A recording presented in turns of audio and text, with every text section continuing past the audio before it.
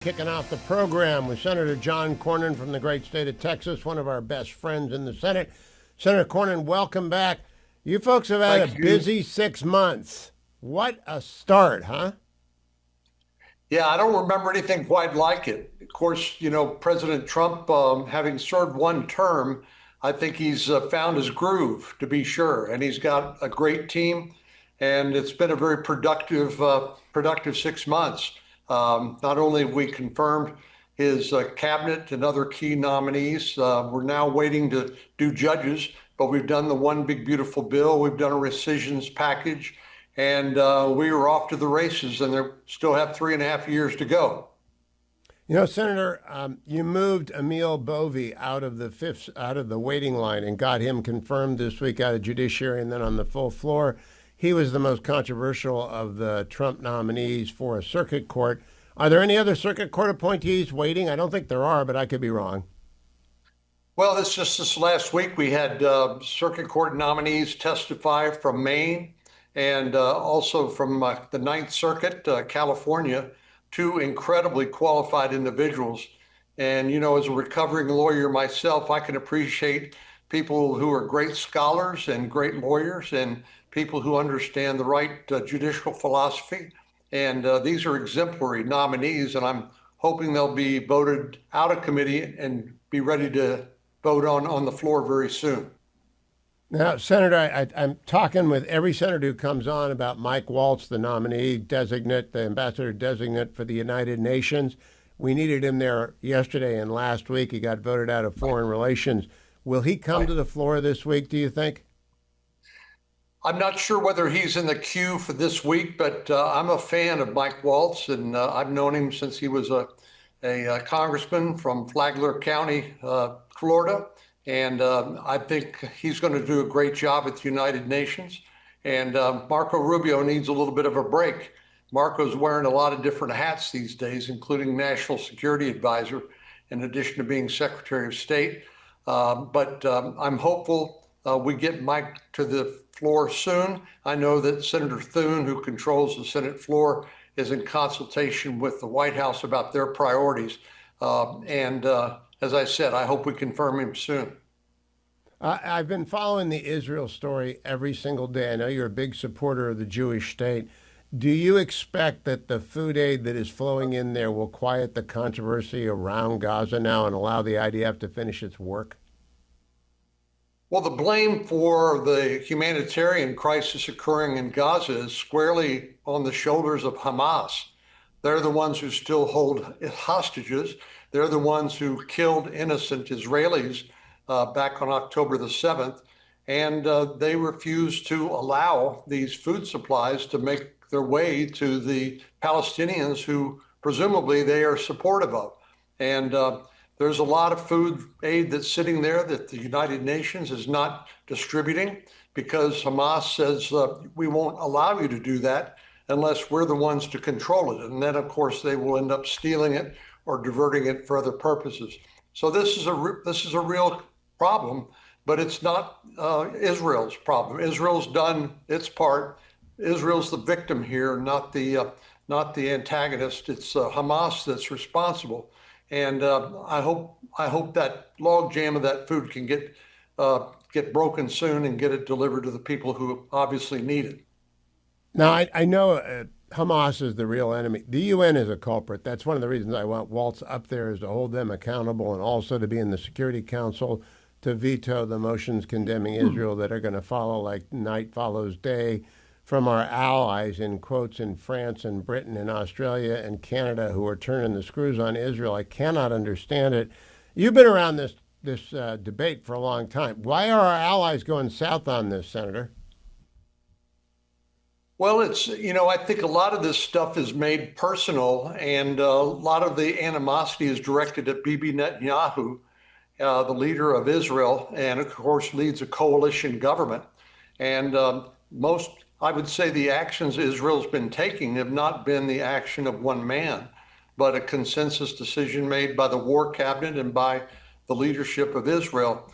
But you have to understand, and I know you do, but Israel is fighting for its very right to exist against Iran and its proxies.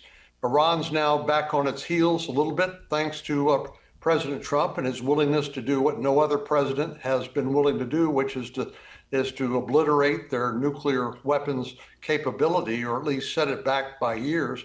But I don't know whether this is remnants of anti-Semitism that Israel has always had to deal with, or what. But I do know that there are people like this nominee for mayor in New York, who apparently is very much pro-Palestinian and anti-Israel.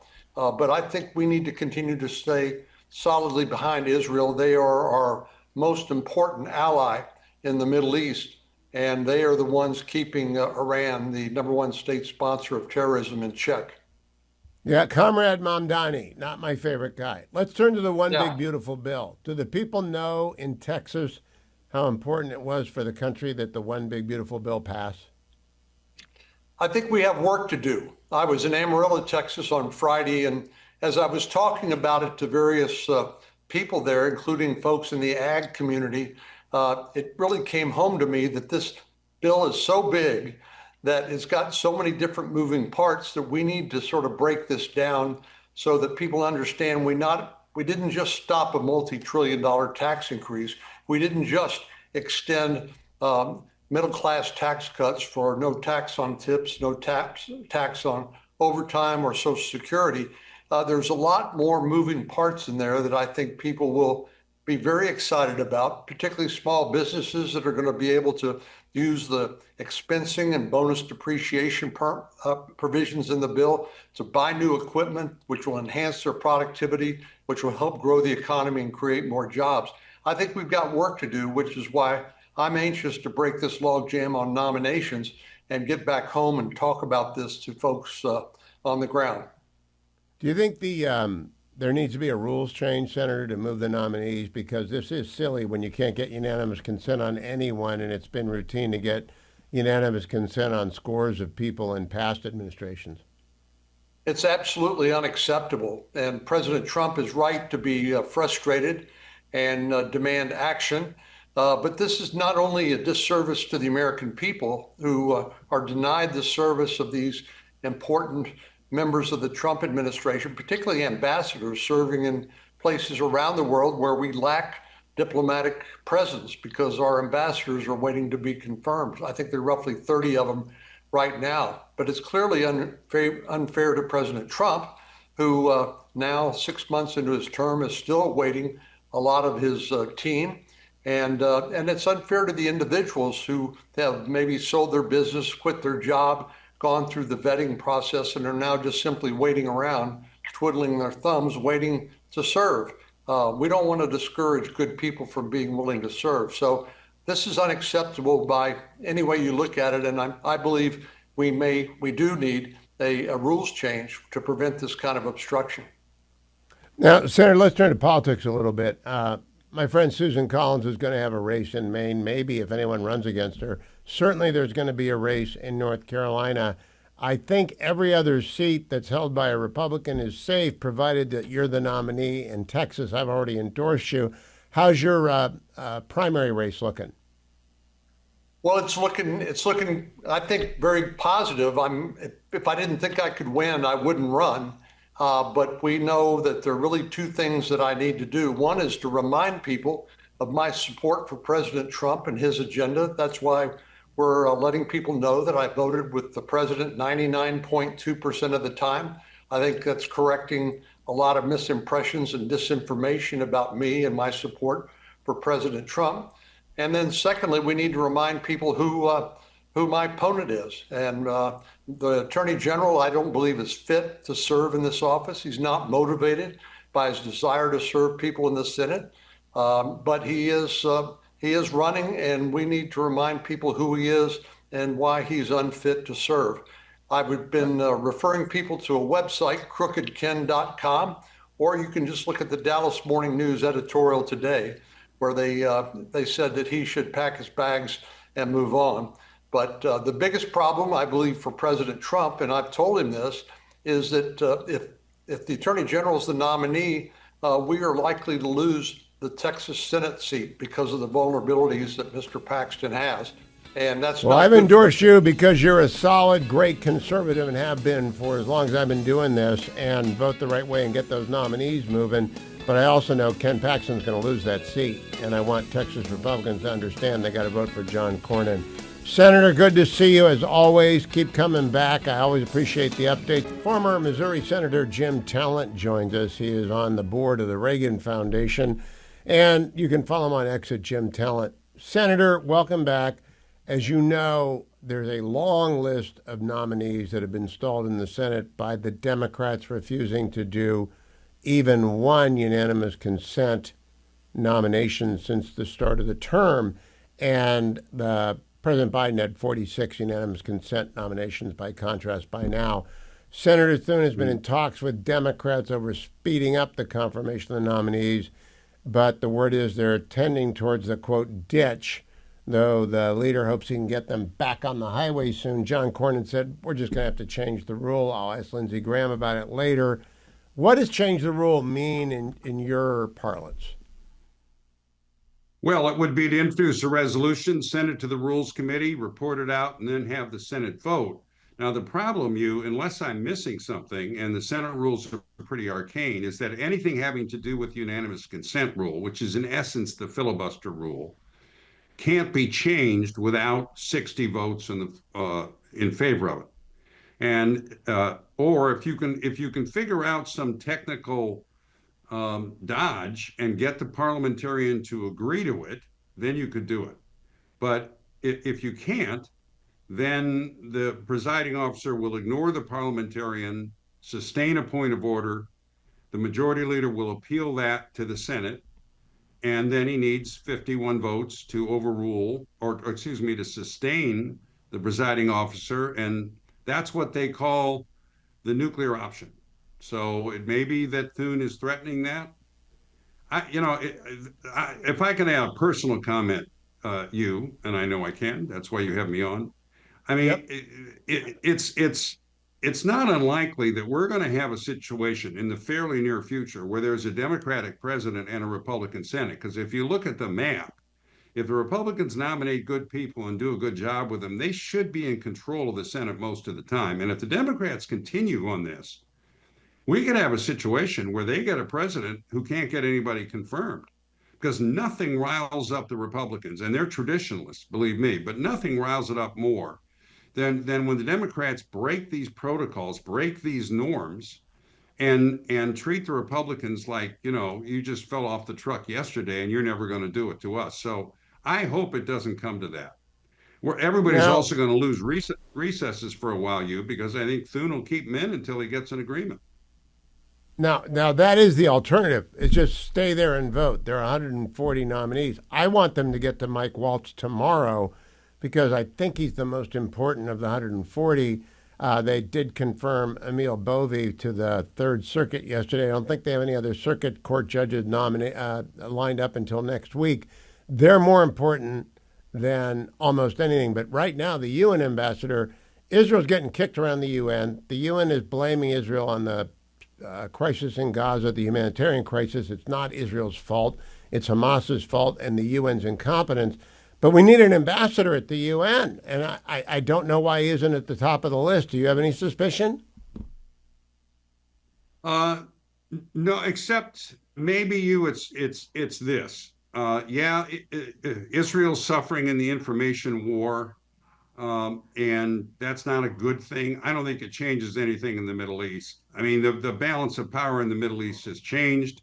Israel's Iranian power has been broken. Israel has emerged as the hegemon with the support of the United States. And yes, it's unfortunate when Macron says that he's going to recognize a Palestinian state, but it really doesn't make any difference. So on the other hand, they do need these unders and assistant secretaries to actually implement the administration's domestic agenda. So that may be what's behind it.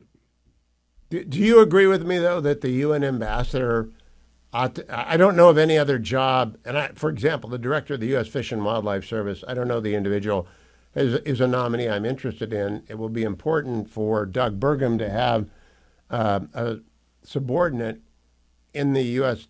FWS who is on the team, but it's not as important as the UN. That's international theater. Everyone pays attention to the UN. I think it ought to be Right, number one on the exactly. list.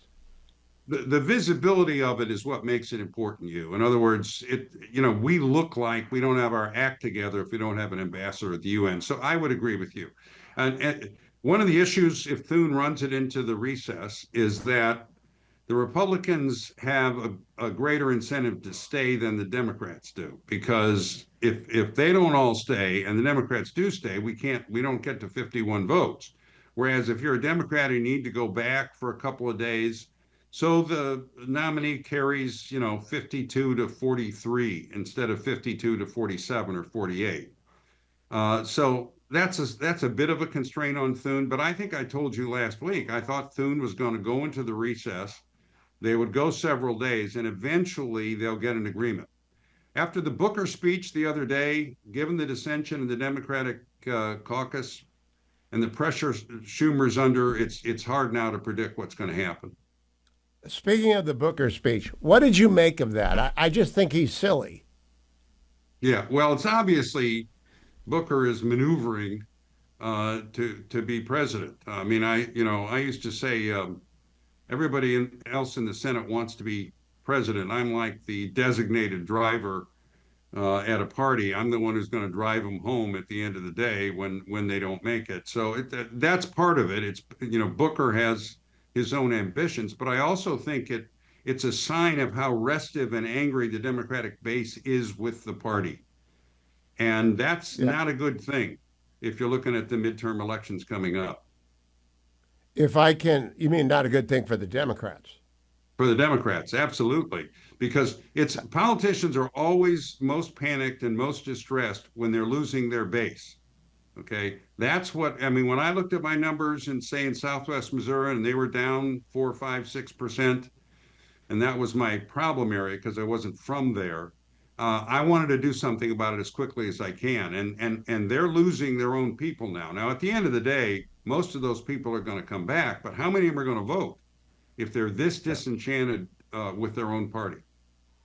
Let me go back to the specter that hangs over a rules change by nuclear option. Harry Reid did it first on judges, not including the Supreme Court. Mitch McConnell came back and said, no, we're going to do the Supreme Court by simple majority. So a nuclear option for nuclear option. If the Republicans do a nuclear option on nominees, does that open the door to the Democrats doing a nuclear option the next time they have the presidency, the White House, and the Senate on legislation? Well, you can compartmentalize it. I mean, so far they've only done it on the confirmation calendar, right? They haven't done it on the legislative calendar yet.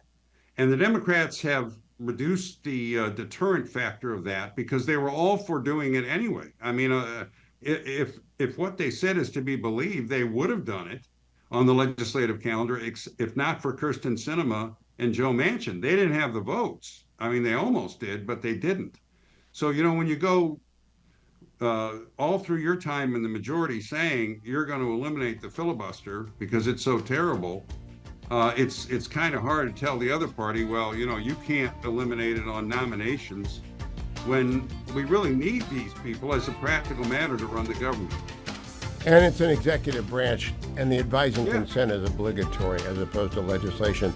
Jim Talent, Exactly. Always a pleasure, Senator. Follow him on X, @JimTalent, @JimTalent. It's trade deadline day in Major League Baseball, and there's lots going on, but that's for your sports channel. I want to give you some Donald Trump audio at the White House, but first, you can have savings with sacrifice if you make the switch to Consumer Cellular. Everyone's got one of these phone calls, right? You don't know how much you're paying for it, though. How much data are you really using? How much do you need? Before you call Consumer Cellular at 1-800-411-4454, or before you visit consumercellular.com/Hugh, get your phone bill out and study it. Have it there when you call 1-800-411-4454 so that you can tell, are there hidden charges? How much data are you actually buying? How much data are you actually using? Because if you've got one of the unlimited plans, everyone's, I got to get an unlimited plan. I don't want to get surprised by cost. What you're getting surprised by is paying a lot more than you need. You can have savings without sacrifice. Great quality, great service. When you call 1-800-411, they'll give you 411-4454, 1-800-411-4454. They'll give you a superb customer experience. You'll punch one button and you'll be talking to a real live human being here in America, and you'll probably find out that, hey, you can keep your phone number, you can keep your data, you can keep your contacts, but you can get a much better plan, get the same service across the country, and still save many, many dollars. For example, if you want 2 unlimited data lines for $60 and you're over 50, done. They also have 5 gig plans, 10 gig plans. Save money, don't sacrifice savings for service. Get them both. 1-800-411-4454 or go to consumercellular.com/Hugh. When you do, use my name and my code Hugh25, Hugh25. That will get you $5 off of each of your first 5 monthly invoices. Now let's go to President Trump at the White House earlier today. Cut number 1. I'd like to begin by saying a few words about the unbelievable kind of numbers that we've been putting up. And as I said, the number of 3%, the pace in the second quarter, we smashed all expectations. They thought it would be maybe a little bit less than 2, and it was 3, a little bit more than 3. Consumer spending is up. Business investment is way up. Domestic manufacturing is way up. Real disposable family income is up. And personal savings are up. Other than that, we're not doing so great. We have the hottest country, and I'll tell you, it's a great. We're having a lot of fun with it. He is having fun with it. Cut number 2. And we have a lot of great people here, and we've been looking forward to this day. But we sort of look forward to every day because we have a lot of surprises, most of which are good. Today you saw GDP was much higher than anticipated. And Scott, good job. Scott Bessent's been working, just got back from a little excursion and a meeting with China in Europe. And that went well. We've done very well with the EU deal. It's a very big deal, I guess. They say the biggest trade deal ever made by far, probably is. Just completed Japan and many other countries. And hundreds of billions of dollars is flowing into our country. We've never seen anything even close. And that's not me saying it, that's everybody saying it. And it's going to be something really, really very special. Maybe. Cut number 3, Donald Trump on the electronic transfer of medical records, something that has been never reached its promise before. Cut number 3. This will allow patients to easily transmit information from one doctor to another, even if they're different networks and using different record-keeping systems. No matter what system they use, they're all transferable. The new standards will also make it simple for patients to access their own personal health records. I don't want to see mine, please. I don't want to see. I don't know about you. They have all sorts of things, sir. They can tell you exactly what your problem is going to be in 6 years. We can do it. You know, they have all these different things. I don't know if they work or not, but I didn't want to hear it. I didn't want to hear it. If I got a problem, I don't want to know about it. Good for you. You didn't want to hear it. But I want you to hear that we are helping Food for the Poor raise money for Texas, the Hill Country devastated. The banner is at the top of HughHewitt.com. Please give 25, 50, 100. We got a lot of contributions yesterday. A lot of you are waking up July 31st. You realize it happened on July 4th, and you haven't done anything yet. You can also call their toll-free number and make your tax-deductible donation, 855-359-4673, 855-359-4673. Please be as generous as you can be. The need is so immense in the Hill Country, near where Camp Mystic was the epicenter and the loss of all those children, but many other people are suffering as well as the families of the grieving. But please do go to HughHewitt.com. Help Texas banner is at the top of HughHewitt.com. Or call 855-359-4673. Senator Eric Schmidt of Missouri joins me. Senator, have the Royals done anything at the trade deadline? The Guardian shipped Shane Bieber off to Toronto Still waiting to see if Steve Kwan is a Guardian by 6 o'clock. What about the Royals? I don't know. The Royals are making some moves. I think they feel like they can make a run. The Cardinals, on the other hand, are kind of in seller mode. So we'll see what happens here in the final stretch. I kind of think that's what the Guardians might think they're heading to with the gambling scandal. Senator, I know you've got 140 nominees stacked up. I think the most important one is Mike Waltz. The Senate GOP gets 4, 6, 8 done a day. Can we put Waltz at the top of that list and get a friend of Israel to the UN? Because, boy, do they need one. Yeah, I know that Leader Thune is working closely with the White House to figure out which ones are the priorities and get in the queue. We've got a big backlog, and Hewitt's unprecedented. Think about this.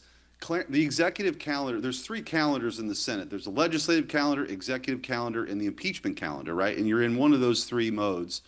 The filibuster was never a thing in the executive calendar. It has been on the legislative calendar since the beginning of the Republic, but not in the executive calendar. Clarence Thomas got 52 votes. Controversial Supreme Court nominee, one of the greatest of all time, but 52 votes. There wasn't a filibuster on the executive calendar. This is a Chuck Schumer creation, and they are in sort of unprecedented levels of obstruction right now. So I told somebody the other day they're in the find out mode of how we're going to respond to this, but we're going to get President Trump's team in place, and we'll work with them on who the priority folks are.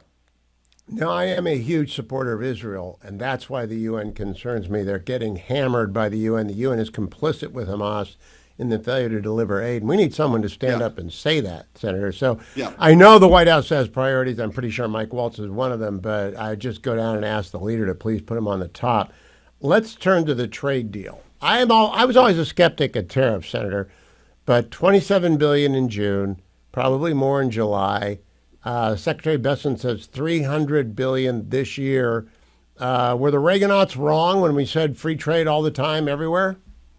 Yeah, I think here's what happened. This is my view, Hugh, is, we're all very united after World War II and the end of the sort of Cold War of allowing our European allies get on their feet, defeat Soviet communism, Japan, same thing.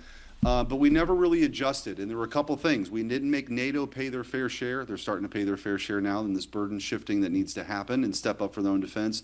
And these bad trade deals that were meant to prop up some of these countries were never renegotiated. And now we have a president that is using these trade tools to get a better deal for America. And it's also spurring investment here at home to the tune of $5 trillion.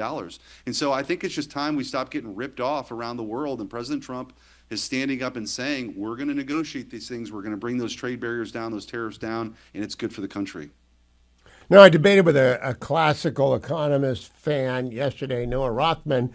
Says, yeah, but Americans end up paying the cost of that. And I think to myself, it's not really true about rice and beef. Rice can't get into Japan. American beef can't get into England or the EU. Right. So there's a lot of different trade barriers that aren't tariffs. That's correct. And by the way, that was what the reciprocal number was. You've got kind of this 10% baseline that's out there. Think of it as like a membership fee at Sam's Club to access 40% of all the consumer spending in the world, in the United States of America. That's leverage.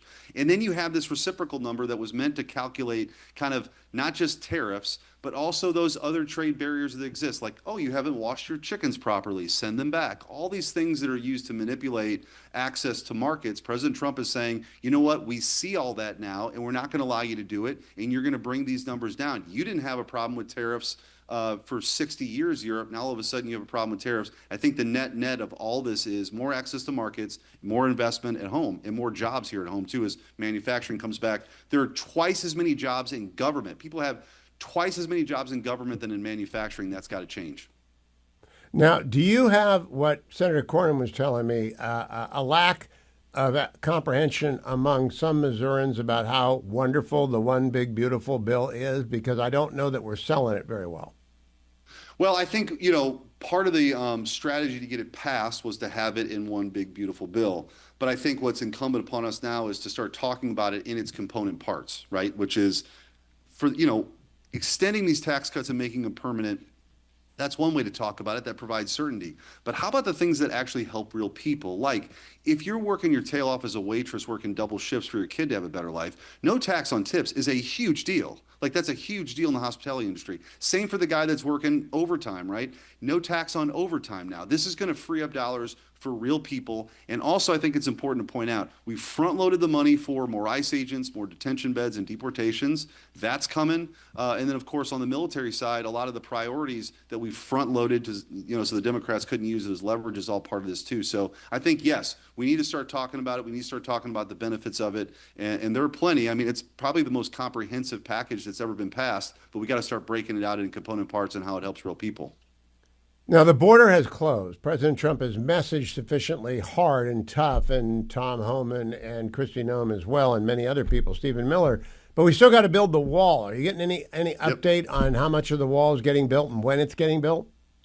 Yeah, so of that, about $150 billion that we front loaded for deportations, now that we've kind of effectively sealed the border, you've got money for ICE agents, deportations, and about $40 billion for the wall. And just go back in time now, okay? Because some of the wall construction is flat, some of it's on mountains, some of it'll be more surveillance, but this will be something that nobody can ever use as a bargaining chip ever again. If you remember the last shutdown that happened in President Trump's first term, all of that was over the Democrats not wanting to fund a portion of the border wall. We now have money to complete the border wall that will be there for our kids, our grandkids, so that this kind of porous open border that's existed for a long time that was exacerbated by the lefties in the Biden White House, that can't happen again. You can't just throw open the doors open because we're actually going to have a door. So this stuff is going to get constructed, and I think it'll be a real legacy for President Trump. Yeah, I always say you can turn a lot of things off, but you can't turn off a wall, even if a Democrat wins. Last thing, congrats, just some congrats. You got your judicial nominees through. Is the Missouri bench full now? It is. We had 4 slots of the Eastern District, so 7 of the 8 are Trump appointees, all 8 are Republican appointees. We've got a very conservative 8th Circuit. So I think, Hugh, you're a student of this. There's going to be a lot of high-profile, important litigation being filed in St. Louis that'll make its way to the 8th Circuit and maybe to the Supreme Court. But we've got 4, and they all, by the way, at one point or another worked for me in the Attorney General's office, so it's a personal point of pride for me. Yeah. The mighty 5th, the mighty 8th, and the mighty 6th. Those are my favorites. Now, please go see the leader and get Mike Waltz put on the top of the list. Eric Schmidt, always good to see you, Senator. Thank you for joining me. Coming up after the break, Matt Continetti joins me from the AEI, one of our favorite guests among all the longtime Hugh Hewitt listeners. If you're one of our new listeners down in Nags Head and on the Outer Banks, you're going to love Matt Continetti. Don't go anywhere because everybody loves Matt. 92.3 FM, WZPR, home of the Salem Radio Network. On the Outer Banks in North Carolina, you're going to love Matt Continetti. Now, I have here a Wall Street Journal story. The condo market is floundering. 4 charts that explain the downturn. You know what the downturn in condo prices really is? It's the fact that people are buying single homes because it's a buyer's market. Have you called Andrew and Todd yet? Because if you're buying a condo or a single-family home, you want to do it with andrewandtodd.com, 888-888-1172. That's because they're bankers. They're lenders. They actually lend you the money. They underwrite the loan. They'll spend as much time as they need to spend with you on the phone. Andrew, I've known for 25 years. We're in a Bible study together. I usually make it on Wednesdays. Did not do so today with all the grandkids around over at the house. But 888-888-1172, you'll be connected with Andrew. He'll talk to you as long as you need. Or Todd Avakian, also their friend, half as long as Andrew. But both of these guys, they're with Sierra Pacific Mortgage. They've been doing this forever. They've done thousands and thousands of loans, underwritten them. They make the loan for Hugh Hewitt listeners. So please do yourself a favor. Get the best rate, the best service. If you're a veteran, you want to put any money down, they do VAs. If you're a first-time buyer and you want to put a little bit down for a down payment, they do FHA loans, senior citizens, reverse mortgage. 888-888-1172. 888-888-1172. And yes, they loan on condos as well as single-family homes. I'm in the Relief Factor studio, and as I said, all 7 grandkids are over. My brother-in-law is being very good, and it's just a wonderful guy, puts up with all this. And but I'm doing things I haven't done in a long time. I was throwing rocks today, because 3-year-olds love to throw rocks, especially 3-year-old boys. And I have never been a pitcher nor a thrower of rocks, but I was throwing rocks today. Mostly I was trying to keep the rocks from hitting one 3-year-old thrown by another 3-year-old. That takes Relief Factor. It's in my hand. If you're watching on the Salem News Channel, watch this, because that easy to take. Icarian and curcumin, resveratrol, and omega. Together, they help your exercise, your aging, all of it happen without the wear and tear that goes with a body whose anti-inflammatory system isn't quite up to speed. So get rid of the minor aches and pain. Don't live with pain. Don't live with the nagging small injuries. The hip flexor, my hamstring's fine. It wasn't so fine on Sunday. It's fine. I doubled down on Relief Factor on Monday and Tuesday. Don't take the over-the-counters. They're not good for you if you take them every single day. You can't take, many of you like me, can't take NSAIDs at all. And so what you want to do, Relief Factor, all natural, the supplement that is put together in the right amount by the right professionals. They've been wonderful sponsors for years, and I take it every day for a single reason. It works. Call 1-800, the number 4, and the word relief. 1-800, the number 4, and the word relief. Or go to relieffactor.com, relieffactor.com. Get that starter pack for $19.95, less than $1 a day. So glad to welcome Matt Continetti to join me on a Thursday. Matt, I've got a brand new affiliate in the Outer Banks of North Carolina, 92.3 FM WZPR, where all of Salem Radio now makes its home. It's in Nags Head.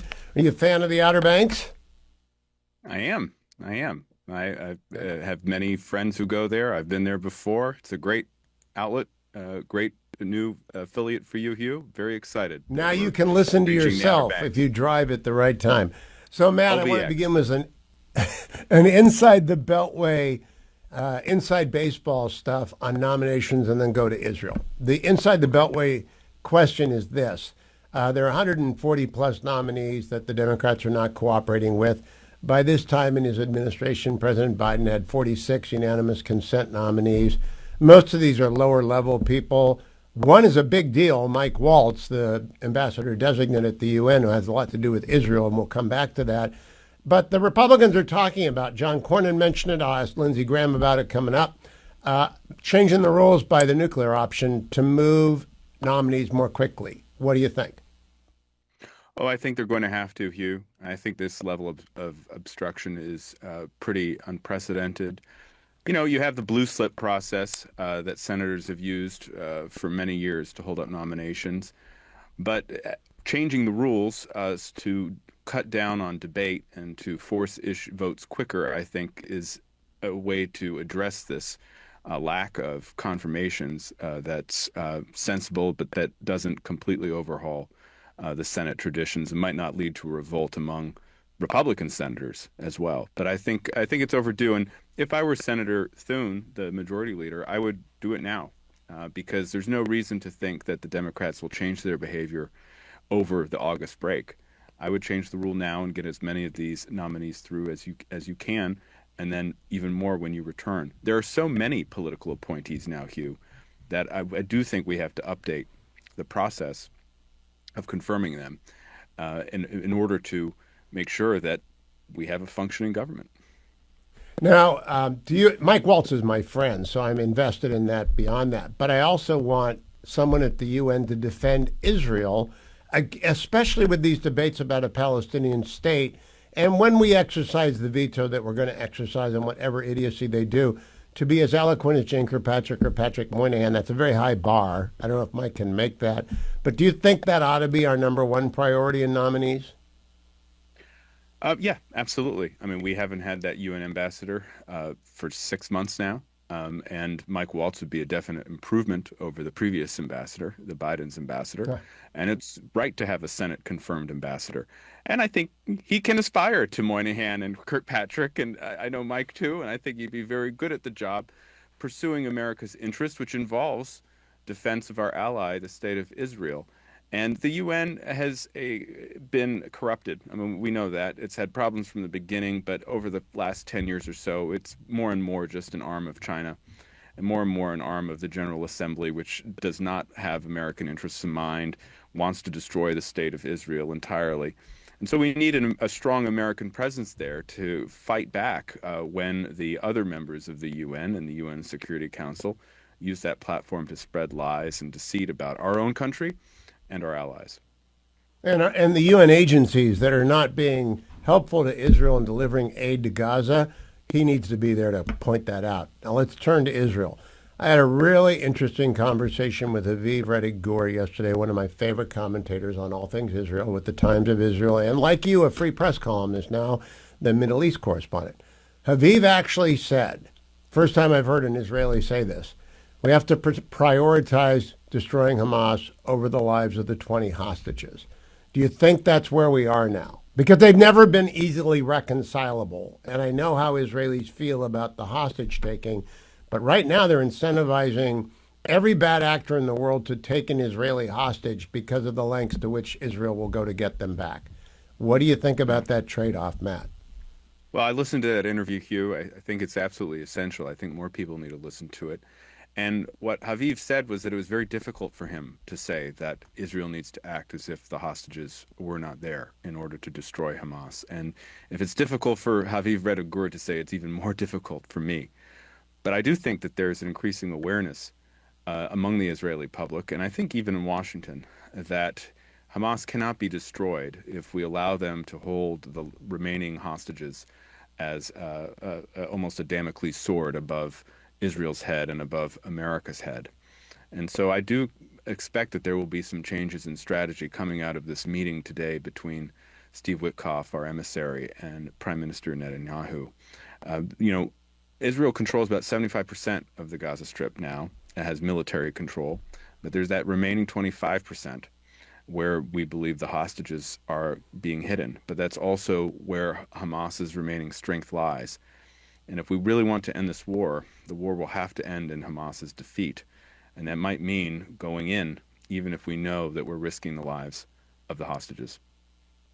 So, Matt, I think that's it's easy for me to say I'm an American, I'm not a Jew, and I've got no family or friends in the tunnels, but I don't see any other way to end this. And if there was, the Israelis who defeated Hezbollah, defeated Iran, hold the Houthis at bay, they would do it. It's just that it's 250,000 structures, 140 square miles. It's the densest patch of real estate in the world, more dense than Hong Kong and Manhattan.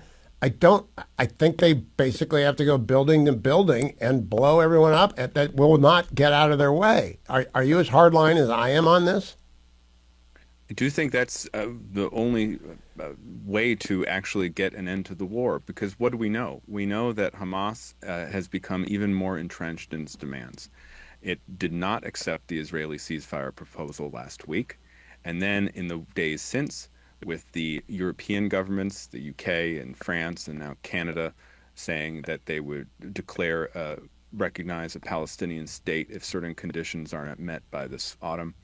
Hamas has become even more entrenched. And our latest read out from Hamas is that they don't want to have any negotiations until Israel says the war is completely over. Well, the hostages are still there. So you're going to have to break this impasse somehow, and that may mean putting the lives of the remaining living hostages, some 20 people, at risk in order to destroy Hamas and end its reign of terror.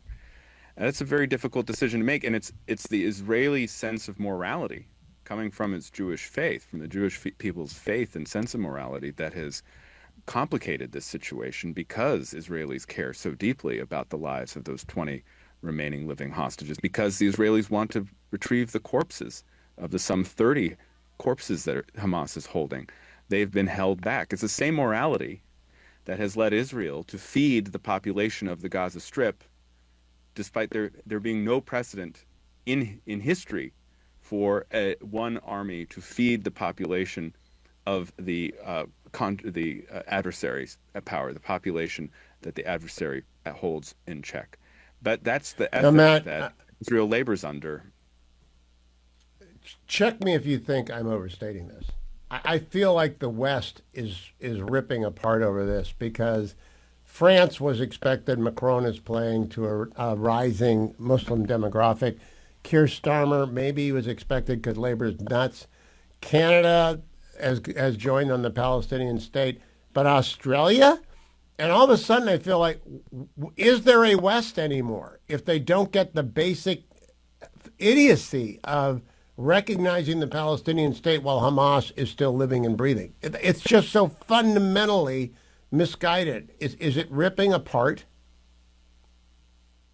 I think there's definitely cleavages. There's definitely a sense of coming apart in these past few weeks with this kind of information operation that Hamas has waged to say that there's famine and starvation in the Gaza Strip, despite there being aid that's now entering the Gaza Strip, and despite all of the publicized images of the supposed starvation being exposed as frauds and hoaxes.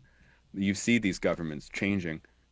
Israel's always had to deal with opposition from its putative allies. And I think what we have here, though, despite all of this chorus of enmity from different governments, is we have President Trump in the United States remaining on Israel's side. And President Trump stating quite clearly this morning, Hugh, that the way for this humanitarian crisis to end and the way for the food to get to Gaza would be for Hamas to surrender and to release the hostages. It is that simple. It is that clarifying.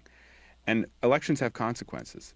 And so I'm reminded that if we had President Kamala Harris, perish the thought, our government would be sounding a lot more like the UK and Canada and France, and like the half of the Democratic caucus that voted in support of Bernie Sanders' anti-Israel resolutions just the other night. That's not what we have right now. Right now, we do have a president who understands the idea of the West and does understand the stakes here and understands who's in the wrong and who's in the right. Matt, and the Free Press.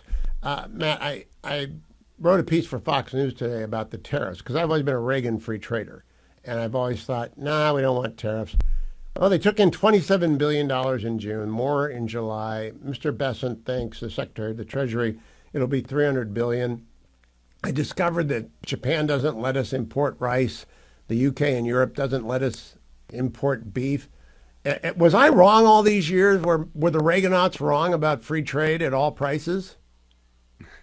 Well, I don't think they were wrong about free trade. And even President Reagan, as you recall, Hugh, kind of got tough with the Japanese on certain trade issues and monetary issues, much like the Trump administration has been in both its terms. What I think Donald Trump recognizes is that in this new world, the 21st century world, with the rise of China, with this revanchist Russia, you have to connect America's military interests along with our trade interests, and you need to pair them. And when you do that and you go to our partners and allies and say, look, we help you with your defenses, we need to get more from the trade relationship, well, they understand that they need our market more than we need their market. And so you've had this kind of rapid rewriting of the world trade system.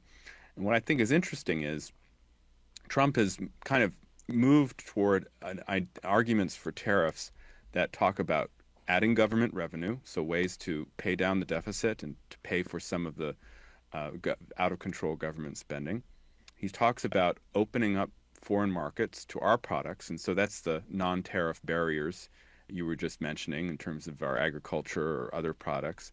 And then he talks about foreign direct investment in the United States, getting other countries to invest in the United States. And with this latest deal struck with South Korea just in the past 24 hours, it's an extraordinary amount of investment that the South Koreans are pledging to put into the United States.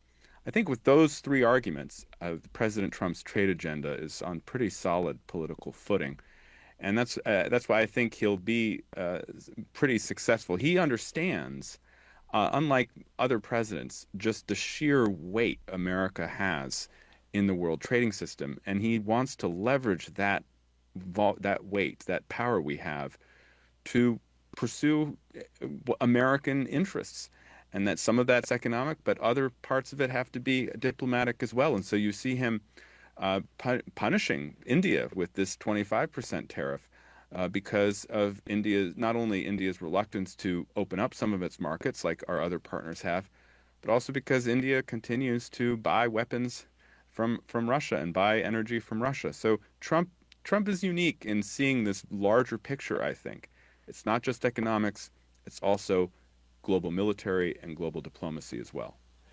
I'm really going to look forward to the next time you and Noah are on the commentary podcast together, because I didn't make a dent in Noah's absolutism on tariffs. So we will see. Matt, I'd like to blame the fact that I have all 7 grandchildren with me this week and last on my not knowing anything about Sydney Sweeney. But in fact, she's not my demo. Now, I'm told I went to a Sydney Sweeney movie and I don't remember her. I've seen the pictures. Mary Catherine Ham generously says she is a buxom blonde in the old school. Is this controversy significant, or is it a summertime story that's filling the pages that have nothing to talk about?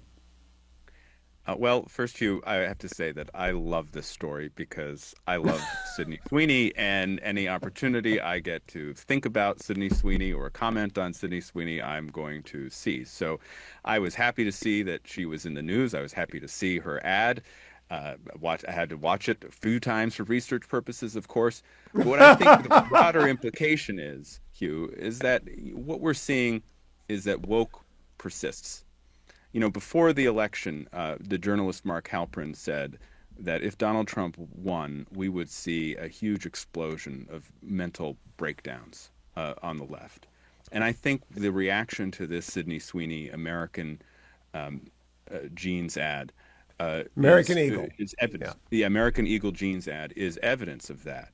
To take what's clearly a pun and a kind of throwback to traditional concepts of what sells pairs of jeans as some type of Nazi coded language is insane. It's just insane. And so it's a reminder that woke hasn't left, and it's a reminder that the Democrats and their progressive allies and their far left allies are going further off the deep end. They're not swimming to shore. They're swimming further and further out to sea as we go into the Trump administration. Do you think it's part of the reason that their very favorable rating is at 8%? Because, I mean, this is a Jordache jeans ad from when I was in college. It's not unique. It's not new. Selling jeans on beautiful women is as old as it gets. And so I was kind of stunned to learn that there are people who actually said this is Nazi when she uses jeans. It's actually eugenics. I saw one influencer on TikTok say it's eugenics. And that's just so stupid. Well, it's also a sign of the humorlessness of the left, right? Sometimes, Yes. right? What did Freud say? Sometimes a cigar is just a cigar. Sometimes a pun is just a pun. Sometimes you just make a play on words, and you have Sydney Sweeney showing off these jeans, and she says, "Yeah, good jeans are hard to find, or there's no substitute for good jeans." So I think it's hard to draw a direct connection from this to the Democratic Party. But I think you can draw indirect connections. And the indirect connection has to do with the continued power of wokeness over the minds of so many people. And also one other thing, Hugh, which has gone kind of undercovered, which is the media's role in this. This all started with just a few pieces online that noted this ad and then noted a few commenters on social media getting angry out of that. And from this very thin material, these reporters were able to kind of spin an entire narrative that we're still talking about. So it's not just the kind of mindlessness of the far left. It's also, I think, the media's attraction to stories that kind of sensationalize, divide us, and kind of try to tear everything that normal people think is good into something that's bad. But I will not stand for it, and I will continue to defend Sydney Sweeney for as long as I'm still standing. I was reminded, I actually saw a Sydney Sweeney movie with the fetching Mrs. Hewitt called It's Not You, and I was reminded that I hated the movie. I don't remember her. Maybe you've got it on a continual loop at the Continental House, but I don't remember her in any movie. Forget. I don't think I've seen a single one of her movies, and yet I know who she is, and You know who she is. follow her career closely, nonetheless. So I want to close by talking about the journalist dilemma, which is August. Here it is, July 31. And we're heading into the long weekend, the first weekend of the deadly doldrums of August. Will there be any news in August, Matt Continetti? Any real news, other than Israel and Gaza, which was ongoing war, and maybe Russia and Ukraine? Well, I think you just hit on it, Hugh. I do think there will be news in August, and I think it will have to do with Russia and Ukraine. President Trump shortened the deadline he gave to Vladimir Putin to reach an agreement or else face secondary sanctions and other types of sanctions in response. I think the deadline now is August 8th. And if I'm not mistaken, it was sometime in August 2008, around that time, when Russia launched its invasion of the Republic of Georgia back in 2008. So August often has moments of big news, even though we assume it's a kind of a sleepy time. And that news often, it seems to me, at least as I've been covering politics, is tied to Russia and to Putin. So that's where I would Now, keep my eye on in the coming weeks. you mentioned earlier that President Trump has imposed a sanction on India for buying Russia oil and Russia weapons. Is that, in your view, a secondary sanction, a secondary boycott of the sort that really bites? Well, it's a tariff, so he's levying the tariff for that purpose. It's not quite as far-reaching as the secondary sanctions that we would see if, say, the Blumenthal-Graham bill that's in the Senate with overwhelming support passes. So Trump has said that he'd impose the punishing tariff on Russia.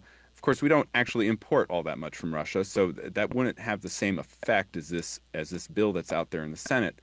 But I do think that if Putin responds to this additional deadline in the way that he's responded to all the others, which is to simply continue the war, to continue to launch his attacks, his indiscriminate attacks on civilian populations in Ukraine, Trump might consider supporting that Senate bill. He might support further sanctions on the banking sector.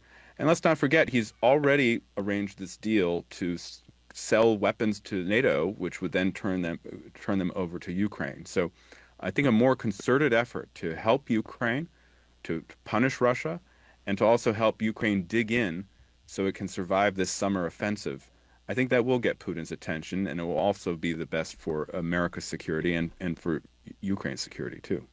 A last question. The EU deal committed the EU to buying hundreds of millions of dollars of American weaponry. Our defense industrial base can't even meet our needs, Matt Continetti. Do you think you're going to see an expansion of plant and capacity in the United States in the munitions and shipbuilding arena quickly? I do, and I think some of that is from government, but I think a lot of it is from the private sector. These new firms, things like Anduril, things like Palantir, other new firms, smaller firms that are coming on. They need that investment. I think they can expand. They just need that capital that this deal might help give them.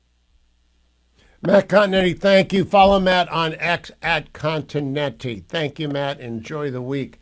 Let me remind everyone we're helping Texas out through our sponsor, Food for the Poor. They're running a campaign for the Hill Country in Texas, not just the families of the 136 victims, not just the tragedy of Mystic Camp, but all the people who lost their homes and their businesses, and all the relief workers who've come down there to hammer and nail it all back together. You can contribute at hughhewitt.com. $50 helps, $100 helps, $500 is great, even more is even better. All you have to do is go to hughhewitt.com, find the button at the top, or do it the old-fashioned way, 855-359-4673, 855-359-4673, 855-359-4673. Market Report every day brought to you by AmericanFederal.com. They're the best in the gold business. I buy my gold from them. I believe everyone with wealth ought to diversify into dirt and precious metals, stocks, bonds, and cash. It's not really I'm not a financial advisor, and I didn't sleep at a Holiday Inn, but every financial advisor I've ever known says, first of all, insure your life if you're young and your family depends upon you, but then buy stocks, mutual funds. You're not smart enough to beat the market. Bonds, very safe ones, munis, treasuries.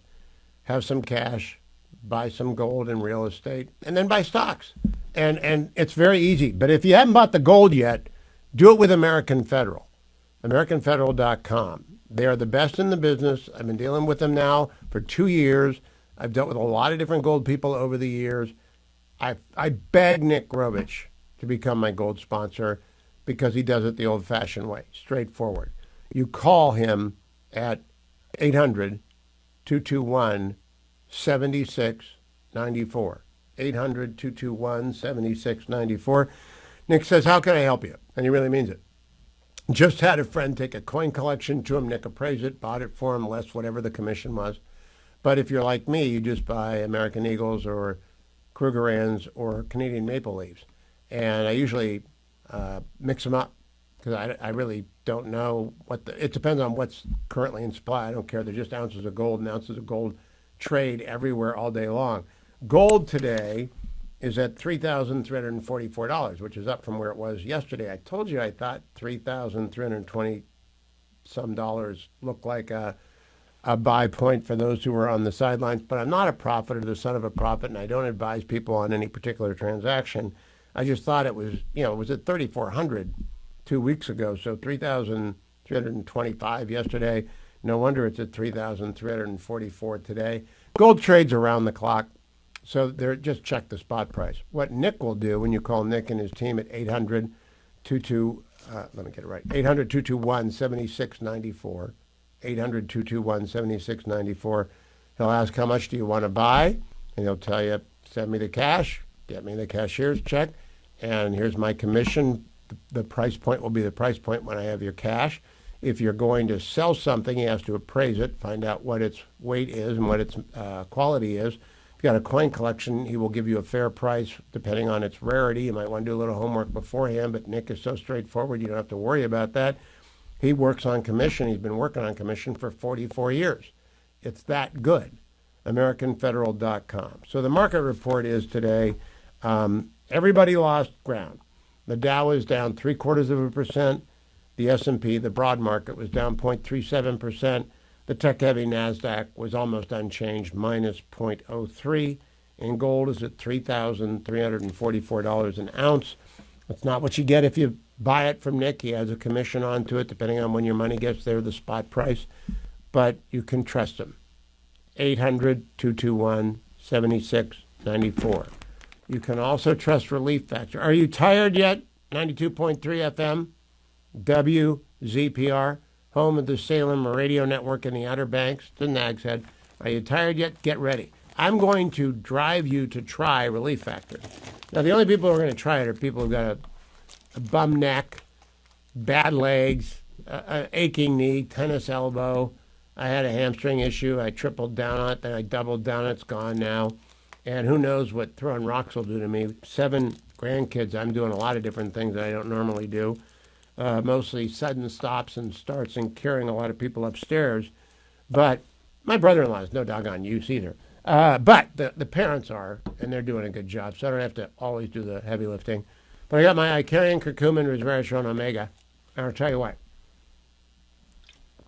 It's that easy, and I feel better for it. I think I sleep better for it because I don't feel the neck pain or the hamstring when I have the hamstring when I'm asleep. And it's better than the over-the-counters, which you can't take. I can't take NSAIDs anyway. I'm taking them for 25 years. And so you want to get Relief Factor and try it. 1-800, the number 4, and the word relief. 1-800-4 and the word relief. Or head over to their website and find the starter pack for $19.95. That's less than $1 a day at relieffactor.com, relieffactor.com. Let's now go and get a quick hit from Donald Trump. Cut number 4. Well, the domestic auto production surged by a stunning 36%. How about that number, Dr. Oz? Right, that's good. Dr. Oz sitting there next to... Now, Dr. Oz runs Medicare. Thank God. Someone should. I'm on Medicare, and we need Dr. Oz to run it. But how about that number? I'm sure Dr. Oz is in favor of higher auto production. But he was there because there was some Medicare stuff today. As my interviews with Haviv Reddy Gur and Matt Continetti underscore, we are at a crucial crossroads in the Israel-Gaza war. I'm joined by Josh Kraushaar, who is editor-in-chief of the Jewish Insider. Josh, the headline at the Times of Israel, official, Israel-U.S. now aligning on comprehensive Gaza plan, no more partial deals. What's that mean?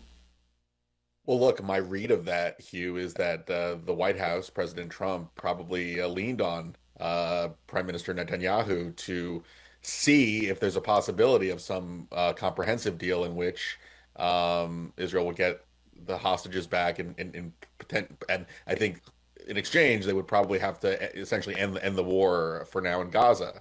Now that's not detailed in the story, but that was sort of what was outlined earlier this year when we went through the phase 1 of a multi-part agreement that ended up not going through those latter phases. But the goal, I think, from the White House's point of view, is to have a deal that would, and Israel's been taking it on the chin in terms of the European countries and the reaction to the humanitarian crisis in Gaza.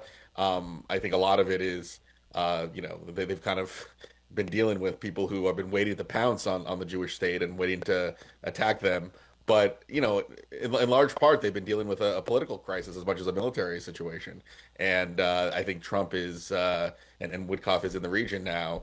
And I think they're trying to come up and see if there can be an agreement that Trump can put maybe a little bit of pressure on Netanyahu and hope of getting a grand agreement reached. Now, Hamas has not been suggested that they're going to reach that deal, and that's where things could get a little dicey. Well, this is what I think is going to happen.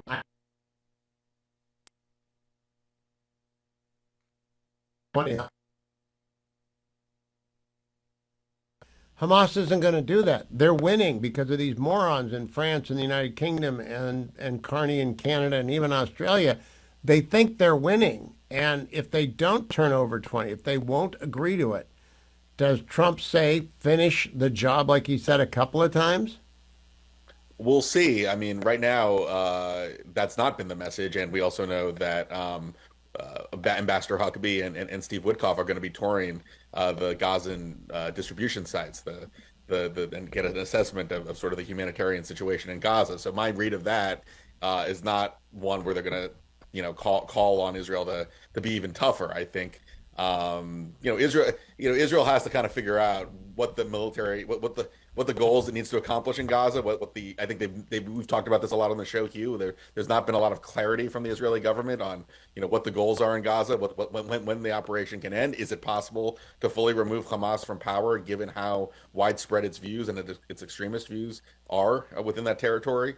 So there are a lot of things that are sort of loose ends. I think from the White House point of view, after the great success in degrading Iran's nuclear program, I think there was some expectation that would have been a moment to reach a grand deal with Hamas, all the hostages home for the end of the war, and that would have been a political win for Bibi, and it would have been, an opportunity at least to reassess and reset the security situation. But that didn't happen. Obviously, the pictures of some, the humanitarian struggles in Gaza have really put pressure on Israel, and that's the challenge that the Netanyahu government faces right now.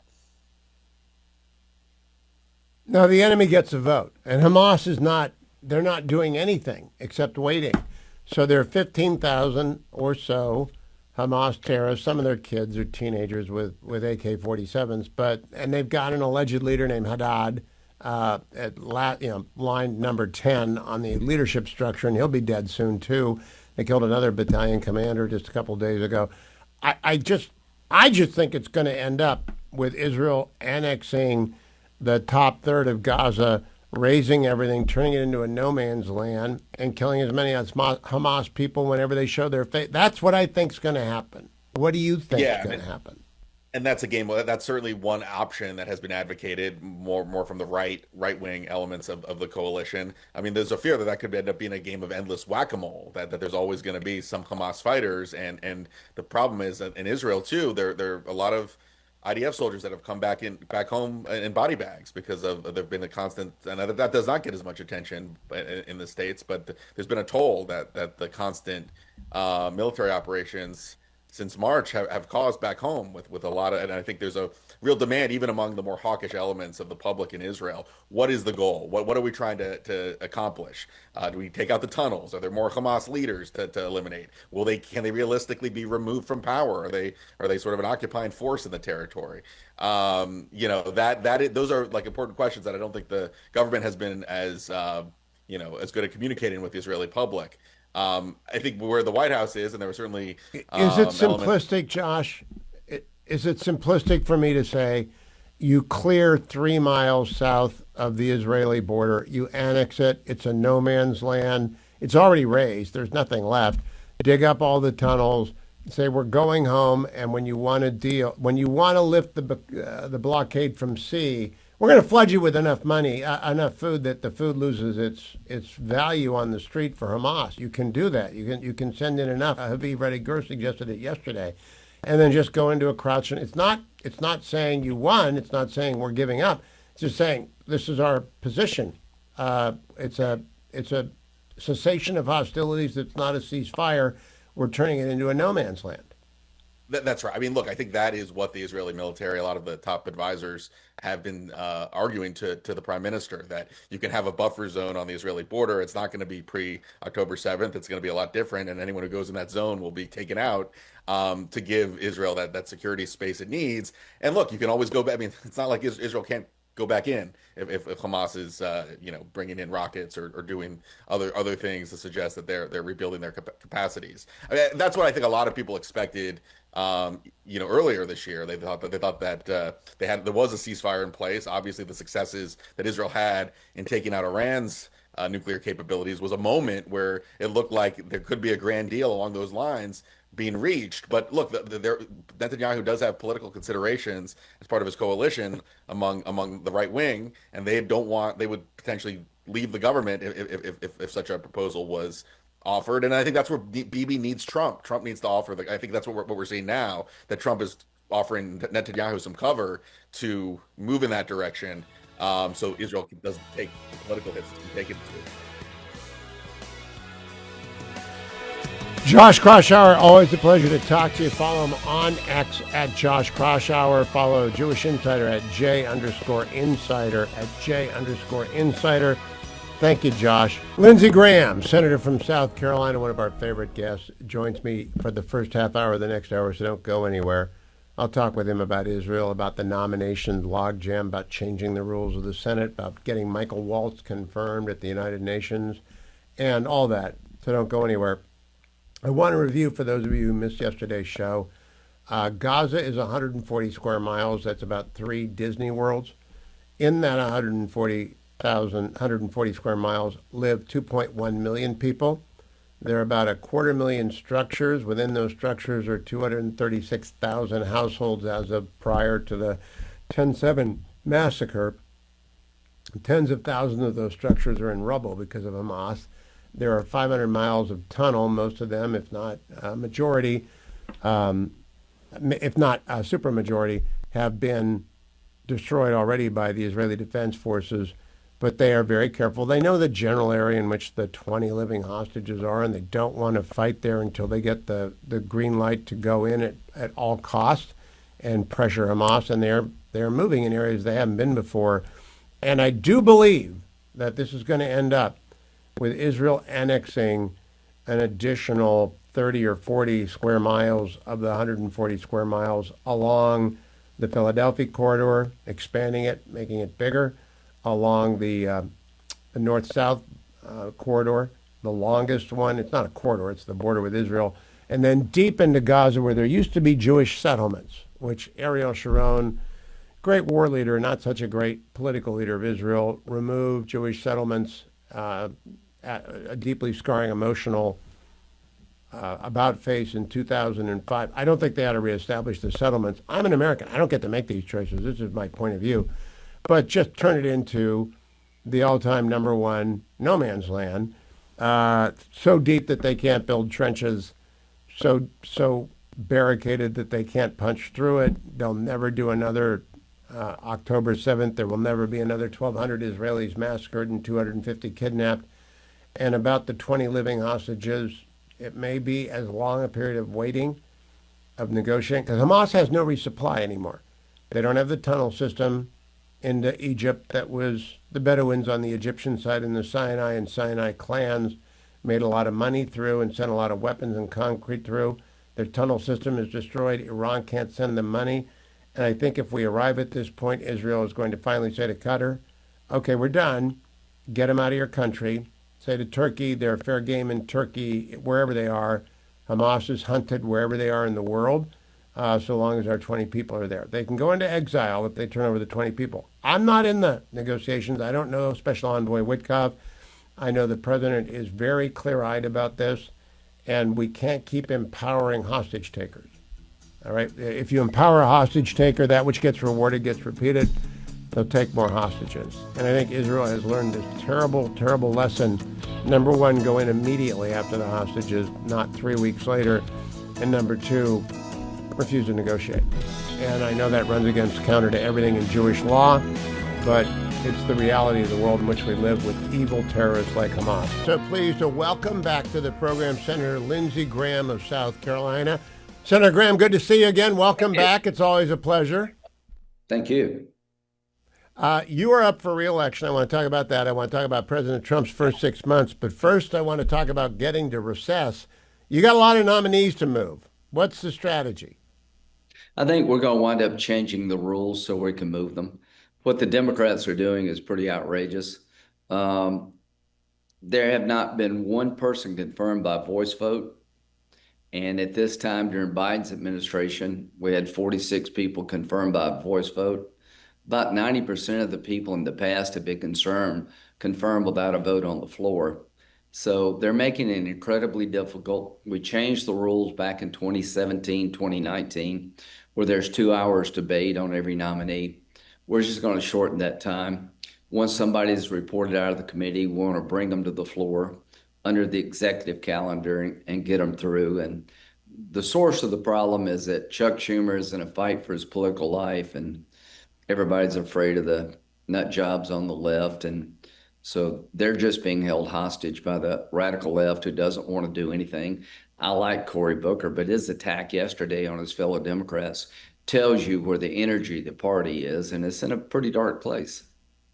It's incredibly left, and they're down to 8%, with strongly support the Democratic Party, which is the lowest number in my lifetime. Senator, I have one nominee in particular that I'm concerned about. You got Emil Bovee confirmed. Congratulations, you're on Judiciary. But we need Mike Waltz at the UN yesterday. Can you get him put to the top of the list? We're trying to. I'm talking to the White House. They've got some priorities of theirs for some of these jobs that they see to be mission essential. I'd like to have him at the UN yesterday. You know, you got Morgan Ortega's up there. You'll have Mike. You'll have a great team.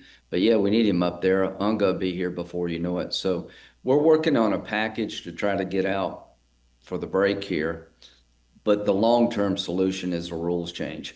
And again, I hate to say this, but Senator Schumer started this whole filibustering of judges under Bush, along with Ted Kennedy. And it's just completely changed the way the Senate operates. And every time he touches something, Senator Schumer, it goes south. And the reason we're having to do this is because I really do believe he believes that if he does anything like a normal person, they'll take him out. Well, I think AOC will anyway. That's the problem for him. I'll leave it at this. I'm a friend of Israel, and every friend of Israel wants Mike Waltz at the UN yesterday because we're getting hammered up there. So if you'd go see the leader and just relate, I just think the only one, I ran down the list on the executive count. I want the U.S. Fish and Wildlife Service with a Trump nominee. I get it. I litigated against them for 27 years. But Waltz at the UN means the most. And so he ought to be number one. Let me move to your reelection. I don't know any of these Democrats who have filed. Would anyone recognize them in South Carolina? Is anyone running against you, or are you like Tom Cotton 6 years ago? No. I've got three primary opponents that probably most people don't know, or if they do know of them, they've got problems. But yeah, I'll be challenged. I don't know what it is about me. I seem to bring out the worst in everybody. But, last time they spent $132 million trying to beat me. Jamie Harrison, who became the DNC chairman, the most money ever raised in the history of the United States Senate, was against me in South Carolina in 2020. $132 million, that's more than John McCain raised running for president. And they're coming after me again. This Amy, somebody, I can't remember her name, from Charleston, ran against Nancy Mason, lost, and she raised $1.2 million in 3 weeks. So every liberal hates me for two things, I think. I've become a friend of Trump, and I stopped their desire to destroy Kavanaugh. And I've been probably one of the most instrumental people creating the court we have today from a conservative point of view, helping Roberts, helping Alito. That's a passion of yours. It's always been a passion of mine. And that court, helping that court and, standing up for Trump seems to be more than the market can.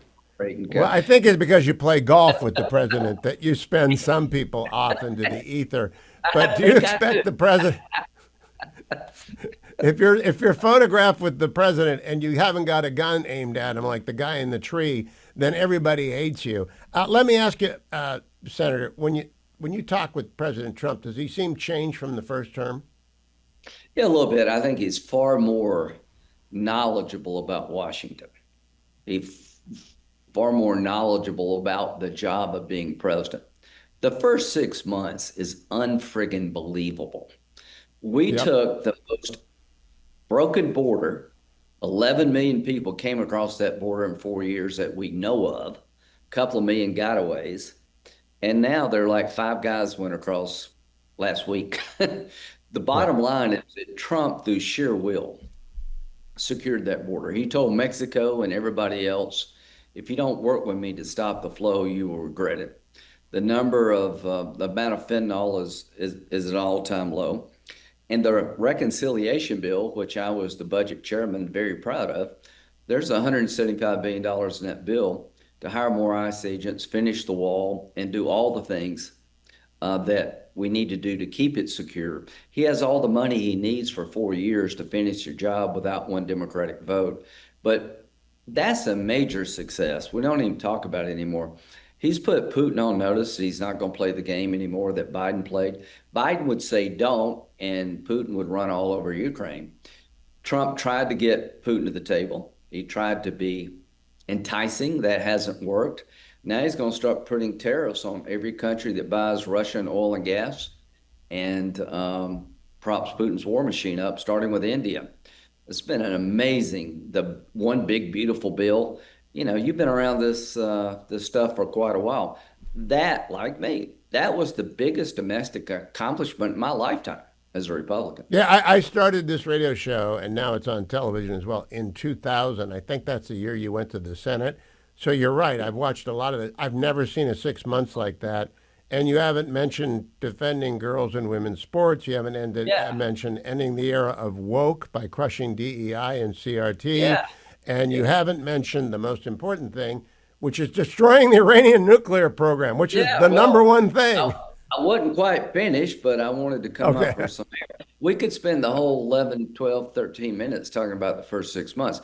But here's what bothers me. Why isn't it resonating?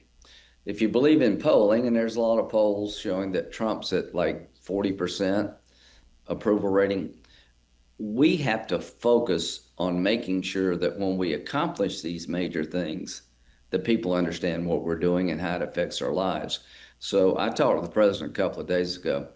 You know, go to the border. People have sort of just checked that box. Talk about what you've done, what you're going to do, make sure it never goes back the way it was. Talk about the big, beautiful bill.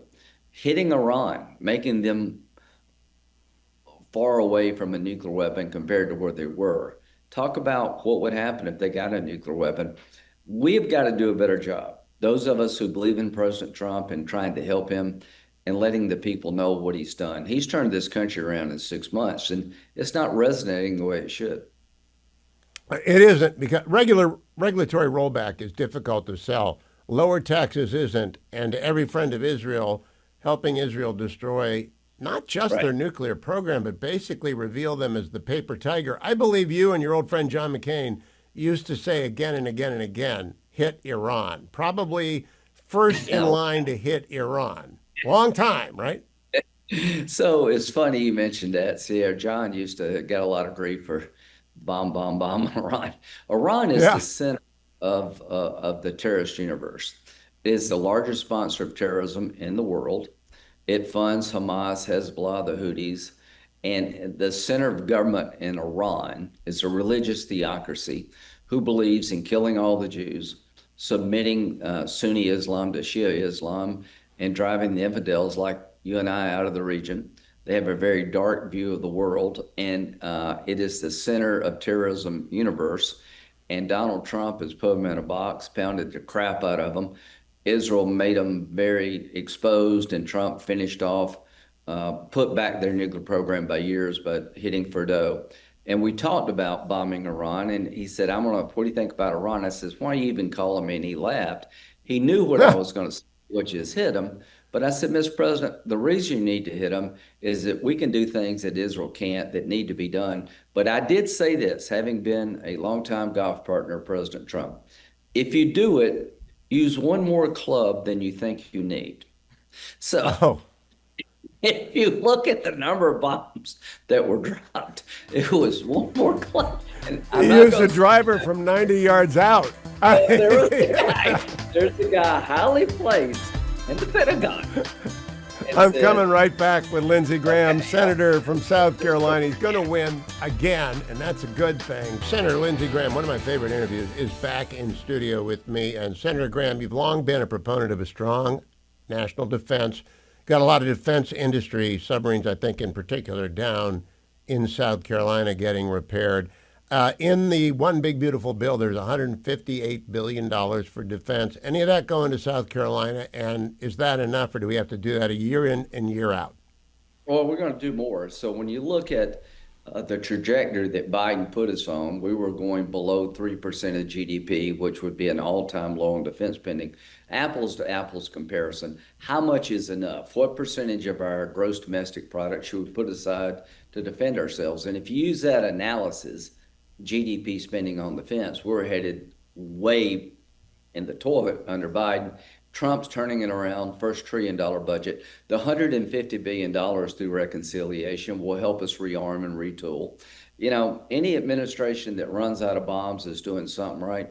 So we're going to buy more bombs and more missiles, and this money really helped. And you wouldn't got that money from Democrats. They'd want a $500 billion of domestic spending for 150 of defense spending, but under reconciliation, we did not need their votes. They would have never given us money for the wall to hire ICE agents or increase detention space by 100,000. We did all that without one Democratic vote. But one thing I forgot to tell you about Iran.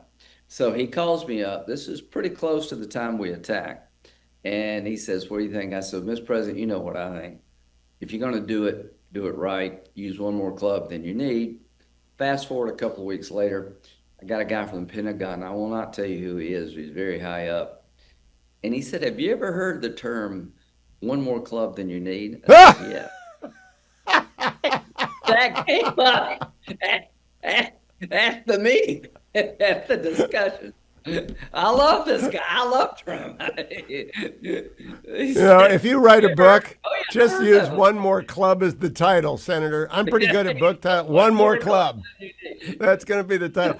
Well, let me talk to you about the tariffs, because I'm going to have Orrin Cass after you.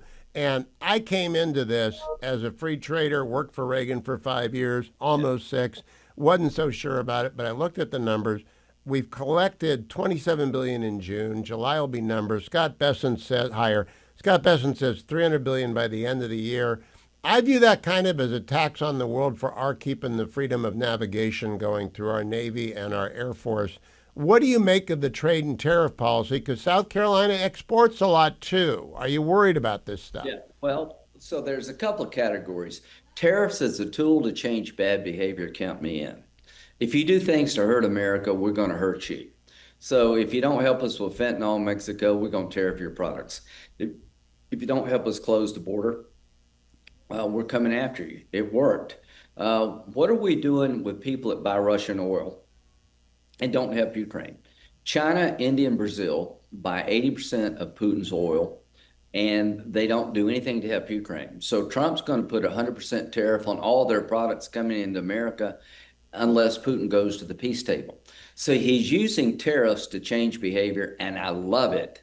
He's also using tariffs to get better trade deals. This EU deal, nobody could have done this but Trump.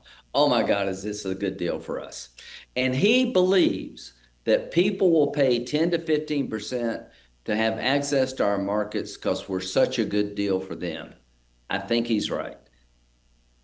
So I don't think you need more legislation. There's an argument you might if the IIEP is found to be wanting. I just think it's working, though. I'm just pragmatic. Look what India did. India today announced they're buying less Russian oil. Again, India, Brazil, and China buy most of Russia's oil. They do nothing to help Ukraine.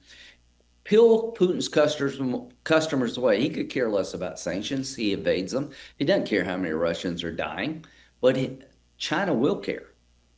If they have to pick between helping Putin and the American economy, access to our economy, I think Putin goes to the table. They'll pick us. Trump has been a genius in handling tariffs. So, last question, political cycle 2026. The title charts of American politics say we lose. I'm not sure. I had breakfast with Scott Brown in New Hampshire last week. I'm obviously Susan Collins is a friend of yours and mine, and I'm going to try and do what I can for her. I think the open seat in North Carolina is winnable, though Roy Cooper is a real opponent against Michael Whatley. I don't think John Husted loses. How do you feel about keeping the Senate in 2026? Never felt better. I think Susan is the one Republican that can win in a state no other Republican could win in by being Susan Collins. She is a hawk on defense and a moderate on everything else. She has a view of defense like you and I do. She wants a big, strong military and use it wisely. North Carolina is more red today than it was before. Trump's got a hell of a story to tell. Working with President Trump, Republicans have a really good story to tell. We just got to tell it. We're doing things so fast and not getting the credit I think we need. But here's what I think is going to win the day. The 4 years of Biden reminds us what happens if the wrong people run your government. By 2026, you're going to have a secure border, a growing economy, new trade deals, and I think you're going to have the end of the Russian-Ukraine war. And to our friends in Israel, we're going to have your back to the bitter end here, and we're hoping and praying we can get a deal between Saudi and Israel. Normalization pops back up after Gaza's over. So I'm bullish on the Republican Party, including the House. So, Senator, two last question. What's your website for the campaign? You're not in the Congress, so you can tell me what it is. I can't because I'm sitting in my office. Oh, you can't. You can't. Then when does one more club? Learn the hard way. When does one more club get written? Yeah, I want to read one more club. So if I wrote a book about President Trump, it would be one more club. Everything on that note, it needed to be done, and you know what? The 2024 election is going to pay dividends for the American people. And Thune and Johnson are working well together. We're a well-oiled team up here. We need to do a better job of selling our successes, but that's why I'm on your show. Well, thank you for being here to do that. Please walk across the street and talk to John Thune and tell him put Mike Waltz on the top of the list, and I'll come back early and often. I don't think it's going to be close in South Carolina, but come back early and often whenever you want to. Senator, good to see you. God bless you, my man. You too. Pleased to welcome for the first time to the program Orrin Cass. He is the chief economist at American Compass and an all-around smart guy. We share some friends in common, and Orrin, good to have you. I want to talk about trade and tariffs with you.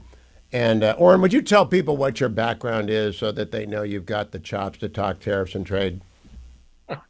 Gosh, I don't know if anyone has the chops to talk about that these days. Let's see, I was a business consultant for a while. I went to law school, was Mitt Romney's domestic policy director, been a senior fellow at the Manhattan Institute, and founded an organization called American Compass in 2020.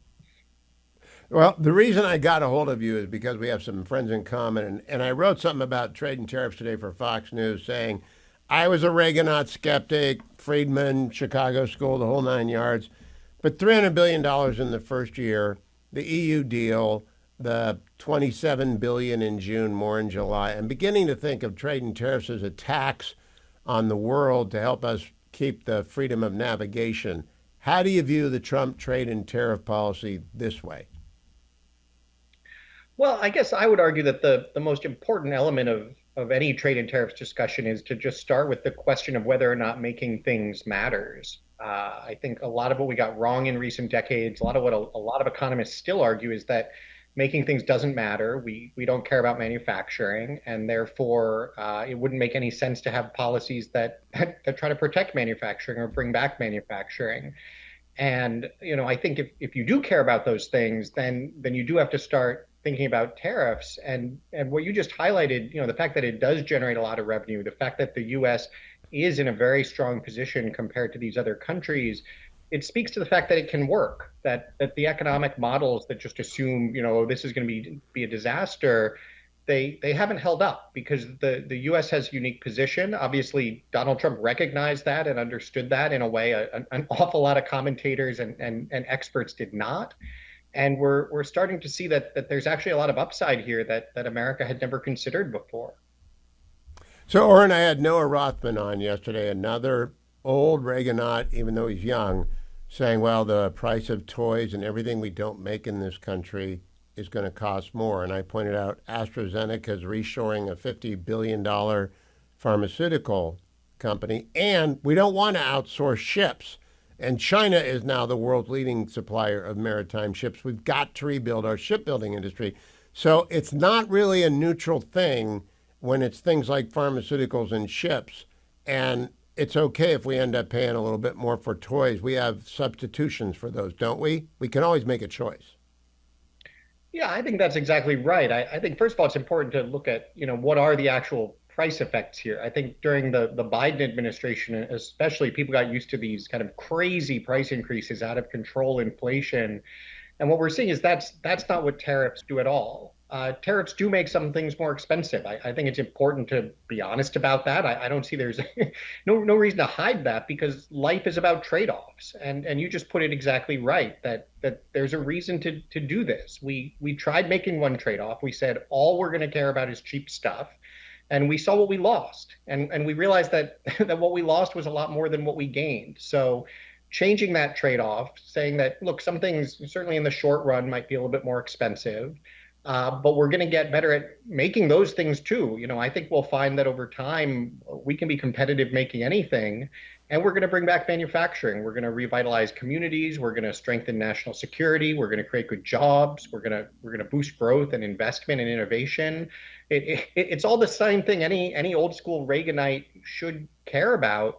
And by the way, Reagan himself cared about it. I mean, Reagan took all sorts of protectionist actions against Japan in particular. The Cato Institute called him the worst protectionist since Herbert Hoover. And I think it's really after Reagan that some folks on the right of center fell into, what I would call a market fundamentalism, just free trade always, no matter what. Cheap stuff is the point of life and the point of the economy. And I think we should be very glad that conservatives are starting to remember why we're conservatives in a sense.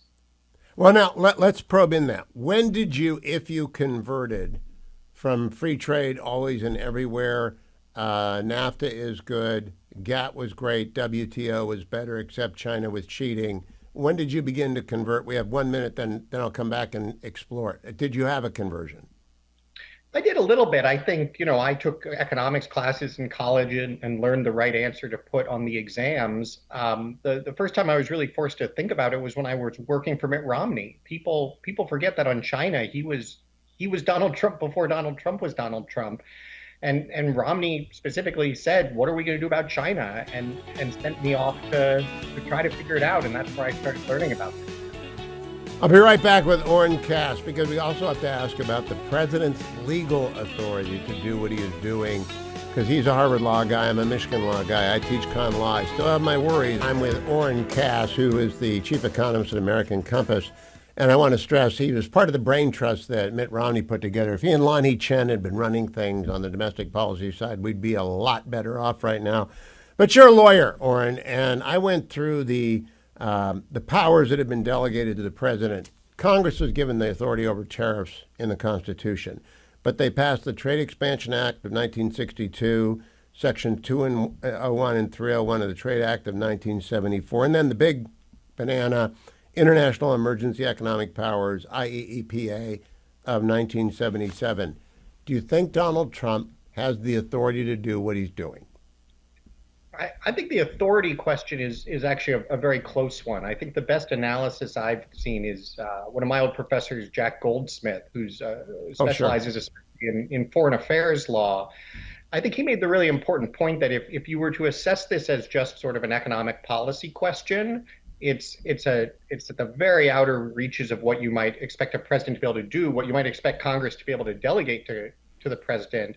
If you see it to a significant extent as a foreign affairs power, and you see the way that Trump is using it in negotiations with foreign countries, I think it's pretty fair to say, look, you could not do this through legislation. If you want to be able to use tariffs to negotiate, then the president does have to use this power, just as he might use sanctions or military power or anything else. So I would suspect the court is likely to at least kind of find a middle ground or uphold a lot of what the administration has done. That being said, if you want tariffs to work, if you want them to have their economic effect, at the end of the day, you need them to be permanent. You need people to believe this is what's going to be in place for the long run. And so something we push for very strongly at American Compass, and I think is very important, is we do need legislation on this. If we want to have a global minimum tariff, we need to legislate it. We need Congress to get behind it. It should be something that Democrats and Republicans can both be supportive of, and I think that would certainly put it on firmer ground and also allow it to have much better economic effects by shaping investment. I like that. I would love to see not a delegation of authority, but an actual express minimum tariff. But Orrin, I want to go back to where I opened. I'm a national security conservative first, and so all of this international trade regime, WTO, they depend upon freedom of navigation. China is challenging that in a very aggressive way, not just in the South China Sea, but across the globe. I view the tariffs as the world's contribution to our patrolling the seas, both underwater and on top, to make sure that this shirt, which comes from wherever, costs a penny because the cost of shipping is so low. Do you think that will be persuasive to the court that freedom of the seas is a commander-in-chief issue? I think freedom of the seas is certainly a commander-in-chief issue. I think it's a little bit hard to identify the nexus that's how you would use the tariff power, given that that's certainly not the basis that the legislation contemplates for an emergency and the tariff power. So I would just analyze them as two separate issues. I think with respect to the legal authority, the question is Trump using this in a way to advance legitimate interests that are within the Article 2 power, that are within the way certainly we've historically seen executives conduct foreign affairs, and that will be very important to the analysis. I do think your point about freedom of navigation is a very important one, and it's been very important to see the way the administration, especially Stephen Miran, who chairs the Council of Economic Advisors, has paired these two things together. He said the trade issues and the security issues are inseparable. We have a problem with the way that the trading system is working. We also have a problem with the way global security is working and the way that so much of the world has been a free rider on U.S. spending, on U.S. guarantees. And so I think we should think of these things together. What the president is doing, what is very much needed, is moving beyond this kind of post-Cold War hegemony that we thought we could exercise and moving to a world where we want to have strong alliances, we want to have strong allies, but it has to be on a fair basis. It has to be with balanced trade. It has to be with everybody doing their fair share to take care of their own security. Final question, Orrin, do you sense there is a change between the 40s of the Republican Party? I don't know what the Democrats think, except to fund the police and genes are racist. They've lost their mind. But between the 40s of the Republican Party, do you think the consensus is changing on trade and tariffs? Oh, I think it is completely changed. I mean, I think the ball has been moved out from between the 40s well into the red zone. And I think you see that, both within the base of Republican voters and attitudes among conservatives, and then certainly with elected officials as well. I think China is the kind of entry point for all of this. 10 years ago when Mitt Romney said, well, I guess 15 years ago now, trade with China is not working, the Wall Street Journal lost its mind. It was outrageous that you would question the wisdom of free trade with this authoritarian, communist, state-controlled economy. Now everybody accepts that just doesn't work. And I think the question is, once you realize, well, free trade doesn't automatically work, where are the places where it's not working? And we actually see there are a lot of problems with our relationships with the EU, with Japan and Korea. And so I think everybody, certainly, including myself, we want to have actual free trade. We want to have a big free trading zone with great allies, with free markets. But that doesn't just mean open markets, close your eyes, don't worry about what happens. It means there actually have to be rules, and it means that everybody has to follow the rules, and there have to be consequences if you don't. And we have to pay attention. Japan was not taking our rice. The United Kingdom and Europe was not taking our beef. There are more non-tariff trade barriers than I had any idea. Were you aware of them? I mean, is this all news to you as well? No, it's something that we looked at for a while that, the whole premise of the WTO system was, well, let's just get the tariffs down and then everyone will be happy. And what a lot of very smart countries did was they said, okay, great, look, our tariffs are down, but here are all these other things we can do, both to close off our markets and then also to subsidize our producers and give them an advantage in your market. And so the United States was sort of quite naively going around with both hands tied behind its back. And we thought that that was our role. We thought that we were sort of supposed to be taking care of the whole world and accepting this from everybody else and just saying thank you for the cheap stuff. And instead, now what we're realizing is no, if you want trade to work, especially if you want to be good for American workers, then it's about a lot more than tariffs. And the president is using tariffs to try and force changes on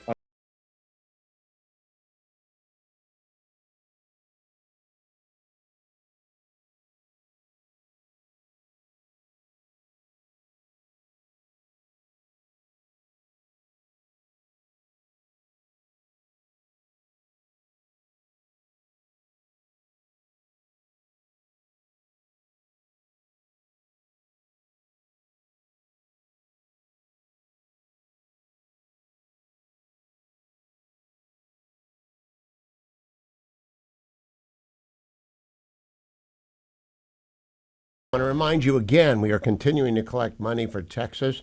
Our friends at Food for the Poor are doing a bang-up job. Mike Gallagher leads the pack again. I'm still in second place. I'm like Avis. I try harder than Mike, but he has a more giving audience. But that's okay. It's all going to Food for the Poor to get down to the hill country of Texas. Please remember the banner is at the top of HughHewitt.com. Help Texas, completely secure, but you can also do it the old-fashioned way.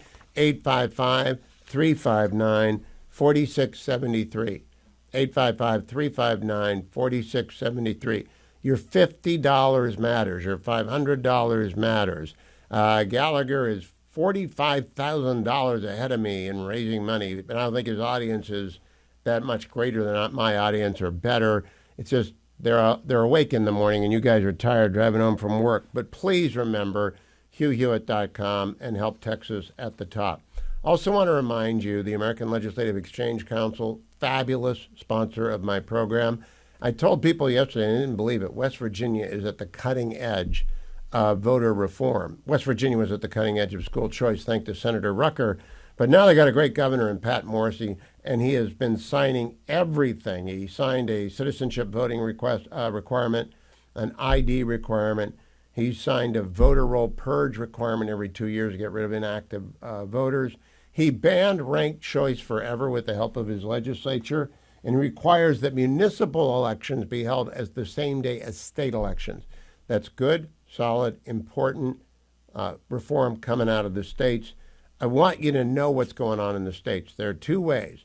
Go to richstatespoorstates.com and get the free booklet so you can compare Utah with New York. I think New York's last. It might be New Jersey. But there are 50 states, and they're ranked by their economic prosperity and by their economic freedom and where you might want to retire. richstatespoorstates.com. Or if you want to get a weekly free newsletter on the state of the states, what's going on in the state legislatures, all 49 of them. And yes, there are 49 of them because Nebraska's got a unicameral legislature. Then go to alec.org/Hugh. alec.org/Hugh. Then finally, I want to end my show by telling you about WebRoot. WebRoot's a new sponsor, first week. And they are, as a result, they are offering 50% off. They're a brand new sponsor. They know that they've got a whole bunch of people out there that have never heard about WebRoot before. It's absolutely efficient. WebRoot Total Protection or WebRoot Essentials. Two different packages of protections. But with them, you get all of the identity protection that you could possibly need. You also get a password manager, a system optimizer, identity protection with advanced dark web monitoring, rapid credit alerts, $1 million insurance policy against identity theft. Identity theft happens once every 1 or 2 seconds. That's right, once every 1 or 2 seconds. Get 50% off WebRoot Total Protection or WebRoot Essentials today. Simply go to webroot.com/Hewitt, webroot.com/Hewitt. Don't log on naked. Log on with WebRoot. webroot.com/Hewitt. WebRoot, WEBROOT, webroot.com/Hewitt.